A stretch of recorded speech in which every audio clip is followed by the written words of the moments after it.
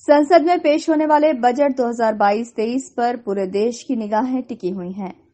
कर्मचारी वर्ग, दुकानदार सहित अन्य लोग इस बार उम्मीद कर रहे हैं कि सरकार राजकोषीय मजबूती की कसौटी और लोक लुभावन उपायों के बीच एक संतुलन स्थापित कर उन्हें राहत दे। खासतौर पर मध्यम वर्ग और युवाओं को बजट से उम्मीदें हैं। युवा भी रोजगार के अवसर ढूंढ रहे हैं, तो मिडिल क्लास को इनकम टैक्स में राहत की उम्मीद है। इस बजट के मेन उद्देश्य ये होना चाहिए कि इस कोरोना काल में कई युवाओं की नौकरियां गई है, तो इस बजट में इस टाइप से यूथ को फ़ायदा मिलना चाहिए कि उनको नौकरी में थोड़ा बढ़ावा मिले। बहुत लोग बेरोज़गार हुए तो उनकी आर्थिक स्थिति इतनी सही नहीं है, तो इस हिसाब से बजट में इस टाइप से उनको फ़ायदा मिलना चाहिए ताकि वो खुद का बिज़नेस भी शुरू कर सकें या फिर कहीं और अच्छी नौकरियां में भी बढ़त मिले। जैसे कई युवा है उनको अभी रोज़गार नहीं है, तो अभी अगर बजट में युवाओं को लेकर कुछ नई स्कीमें या कुछ उनको रोज़गार दिलाने के हिसाब से कुछ स्कीमें निकली तो वो बहुत लाभदायी होगा। इस टाइप का होना चाहिए कि मिडिल क्लास पे टैक्स का भार नहीं पड़े। जो बिज़नेस पॉलिसीज़ है वैसी होनी चाहिए कि आदमी को इजी वे में अपना सब सामान खरीदने में और इसमें बिज़नेस बढ़े, ताकि ज़्यादा से ज़्यादा व्यापार फैले।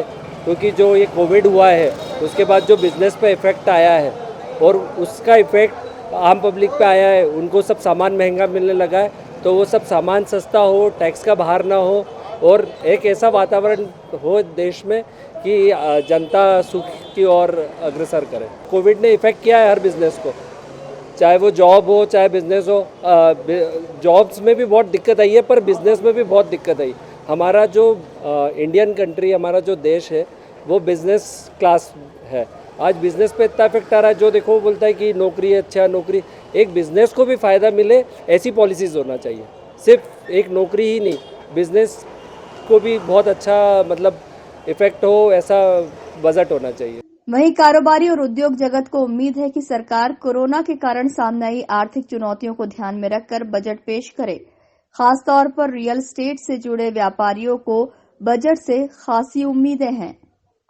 बजट जो है वो एक सरल बजट आने की हम मंशा रखते हैं कि सरकार जो है वो इस महंगाई के दौर में और सबसे बड़े 2 बड़े लॉकडाउन और तीसरी लहर झेलने के बाद जिस तरह से व्यापार में कमजोरियां आई हैं, जिस तरह से आर्थिक मंदी का दौर आया है, उसमें सरकार को उदारीकरण के साथ बजट को एक ऐसा संतुलित बजट देने की ज़रूरत महसूस हो रही है कि आम आदमी के जेब में कोई डाका न डले और आम आदमी एक आसानी का जीवन जी सके। आज दुविधा इस बात की खड़ी हो गई है कि जहां महंगाई चरम पे है और आमदनियां कम होने लगी है, इसकी चिंता का विषय है। सरकार को इस दिशा में बहुत उससे सोचना चाहिए। जहां तक गारमेंट्स और टेक्सटाइल उद्योग का मसला है, तो टेक्सटाइल उद्योग और गारमेंट्स को सरकार जितनी राहत देगी उतनी मजबूती आएगी। अभी ये उद्योग जो है वेंटिलेटर पे है, आर्थिक मंदी है, न स्कूल यूनिफॉर्म चल रहा है, न कोई त्यौहार चल रहा है, न लग्नसरा चल रही है। हमारा व्यापार पूरी तरह चौपट है। आम आदमी की जेब पर रोटी, कपड़ा और मकान पे भार आना दुविधापूर्ण है। सरकार को चाहिए इन सब चीज़ों को टैक्स लेस कर दे ताकि आम आदमी अपने जीवन को अच्छे से चला सके। कपड़ा जो है वो नैसर्गिक चीज़ है और इस पर कहीं ना कहीं करों की मार महंगाई को बढ़ाती है। इसलिए हम सरकार से चाहते हैं कि कपड़ा उद्योग को एक ऐसा नॉमिनल टैक्स भी लगाए अगर खजाने के लिए तो भी चलेगा, लेकिन कहीं ना कहीं राहत देना चाहिए। रहा सवाल इनकम टैक्स में, इनकम टैक्स की के दायरे को बदलना चाहिए और आम आदमी को राहत मिले, मध्यम वर्गीय को राहत मिले, ऐसा बजट आना चाहिए। मुझे लगता है कि भारत के प्रधानमंत्री बड़े संवेदनशील हैं, ज़मीनी हकीकत को पहचान रहे हैं। कहीं ना कहीं ऐसा होगा भी कि जहां भारत के प्रधानमंत्री इस देश की तरक्की के लिए काम करें। उम्मीद करता हूं भारत के प्रधानमंत्री और इस मौजूदा सरकार से बहुत अच्छा बजट आए, आम जनता के राहत वाला बजट आए। ये उम्मीद करना मेरा धर्म है, कर्म है। मैं उम्मीद करूंगा कि ये अच्छा सा बजट आ जाए। आम आदमी ने जिस तरीके से हमारे माननीय प्रधानमंत्री नरेंद्र मोदी जी पर विश्वास जताया है, वो विश्वास कायम रहे, ऐसा बजट होना चाहिए। आम जनमानस मुस्कुराए। चूँकि हो ये रहा है कि रियल एस्टेट का मार्केट हमारा अस्थिर हो गया है, मार्केट गिर चुका है। प्रॉब्लम्स यहाँ आ रही हैं कि बजट में कुछ ऐसी व्यवस्था हो जिससे लोन की जो प्रक्रिया है, बैंकों का जो ब्याज दर है, वो जैसे ही होम लोन्स या इस तरीके के लोन्स पे ब्याज दर कम होता है तो रियल एस्टेट का मार्केट बूम करता है। आज आम जनता के लिए छत लेना एक कठिन कार्य हो चुका है। शेयर मार्केट की अस्थिरता और ये सारे जो पैमाने हैं उसके, ये कैश की लिक्विडिटी मार्केट से जो है गायब हो चुकी है। कैश की लिक्विडिटी बढ़े मार्केट में, ऐसा कुछ बजट में हो, आम जनमानस मुस्कुराए, नरेंद्र मोदी पे फिर से विश्वास जताए।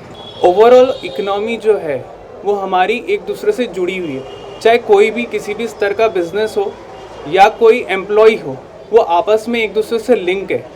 और चूँकि हमारे बजट में इस तरीके की राहत होनी चाहिए कि ये जो एंटायर इकोनॉमी है उसमें कैश की लिक्विडिटी, कैश फ्लो जो है मार्केट का, जो इस समय गायब हो चुका है। कोविड के पिछले 2 साल के अंतराल में अगर हम देखें तो हमारे शहर से, हमारे देश से, हमारे प्रदेश से कोविड में कैश लिक्विडिटी, कैश फ्लो जो है वो बहुत निम्न स्तर पर आ गया है।